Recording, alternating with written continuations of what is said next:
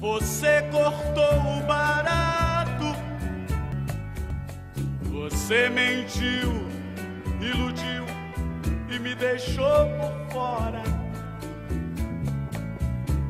Você é culpada do meu samba entristecer. Ah, eu vou me embora. Você vai ficar.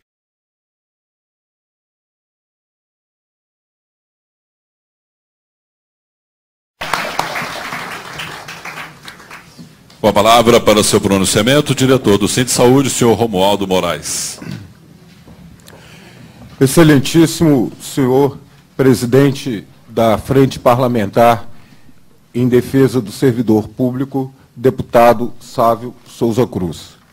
Excelentíssimo deputados Adalclever Lopes, Sebastião Costa, Sargento Rodrigues, Eli Tarquínio, deputado Carlos Moura, companheiros sindicalistas, Geraldo da Conceição, do Sindipúblicos, companheiros do CISIPSENG, do Sindipol, do Sindisaúde, do Sindiute, companheira Maria Helena, representante dos aposentados, todos os trabalhadores e trabalhadoras que sofrem o fatídico e famigerado choque de gestão do atual governo do Estado. Só para introduzir, hoje eu estava vendo na página do IPEA, né, e todos sabemos que o IPEA é um organismo sério, né, que faz com profissionais gabaritados, pesquisas de alto nível. Então, o IPEA estudou durante os períodos de 1997 a 2006, ele fez uma análise comparativa do índice de produtividade entre os servidores da administração pública e a produtividade na iniciativa privada. E, ao contrário que muitas vezes é propalado pela mídia, o índice de produtividade da administração pública ficou, todos esses anos, acima de 35% em relação à iniciativa privada, sendo que em 2006 ficou 47% acima do índice de produtividade da iniciativa privada. É bom termos esses índices em mente, porque em todos os momentos, sejam momentos de crise, ou até nem tanto, sempre elegem os servidores públicos como responsável por todos os males, por todas as mazelas. Assim, se deu logo de cara na posse do primeiro mandato do governo Aécio, onde se dizia que o serviço público estaria inchado, que tinha muito servidor ganhando muito e trabalhando pouco, e que era preciso enxugar a máquina do Estado. E implementou-se, a partir daí, o choque de gestão. O choque de gestão que punia os servidores mais antigos. Aqueles servidores que há tantos anos sofrem à frente de uma administração que muitas vezes não lhe propicia os recursos mínimos para o melhor atendimento da população. Uma visão que infantilizava o servidor público, como se o trabalho no serviço público fosse um favor não do Estado, como se fosse um favor de governos transitórios, como se os servidores públicos não fossem pessoas concursadas, não fossem pessoas competentes e, mais ainda, pessoas com muita paciência para ganhar o que ganham, sofrendo o que sofrem, numa estrutura completamente precarizada, e que se precarizou vertiginosamente ao longo desses dois governos Aécio, né? Vemos o caso da segurança, vemos o caso da saúde pública, a maneira como os hospitais foram desmontados, e muitas obras, muitas reformas, muitas vezes de fachada, né? Cito um exemplo de onde eu venho, na Hemominas, em que se gastou 40 milhões na reforma do ambulatório de atendimento aos pacientes hemofílicos e logo após a reforma constatou-se vazamento nas instalações de esgoto, né? Uma reforma que foi feita com pompa, com direito a comício, a presença do secretário Mário Pestana, etc. E logo depois dessa reforma, no dia seguinte, já se constatou vazamento nas instalações.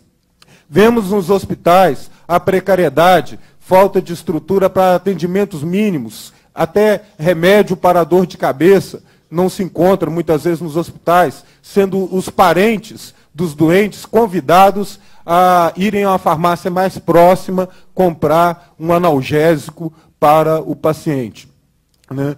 A educação nem se fala. Uma situação triste em que os professores são continuamente desautorizados, onde a autoridade do professor, não se fala em autoritarismo, mas a autoridade necessária para o que o professor dê aquele bom ensino em sala de aula, quer dizer, é uma autoridade que vem caindo ao longo do tempo, o professor desmoralizado, desgastado, sem nenhuma condição perante aos seus alunos.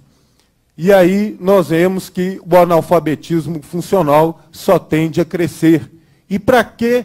De quem é o interesse de que o analfabetismo funcional da população cresça? A quem interessa isso?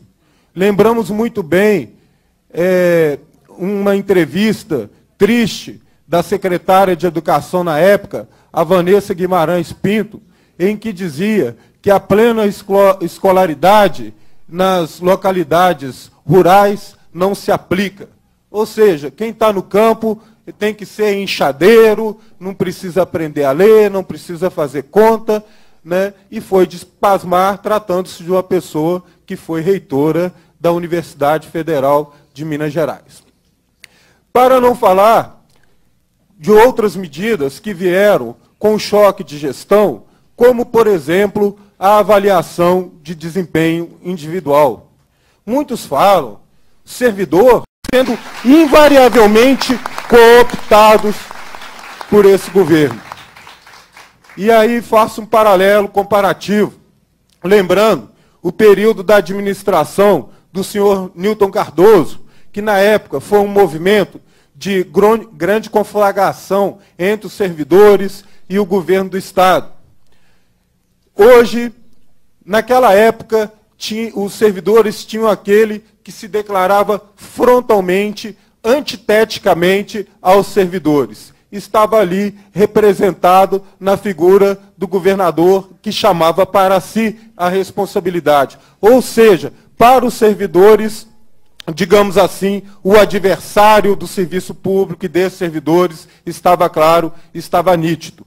Neste governo, existiu um processo de cooptação de gestores, de cooptação de chefes, de desacreditação e humilhação dos servidores públicos, de maneira que a chance de alguém se sentir, digamos assim, menos Barnabé, menos achincalhado pela mídia, é ter um mísero cargo de chefia, se cooptando e fazendo com que o inimigo seja disseminado e diluído no próprio local de trabalho. A outra estratégia desse governo, através do choque de gestão e do plano de carreiras, foi a criação de microcarreiras, de microcategorias, fomentando a luta de classes intestina entre os servidores, fomentando um servidor dizendo que merece ganhar mais do que o outro, quando, na verdade, nós não somos servidores de um governo transitório, nós somos trabalhadores do povo de Minas Gerais.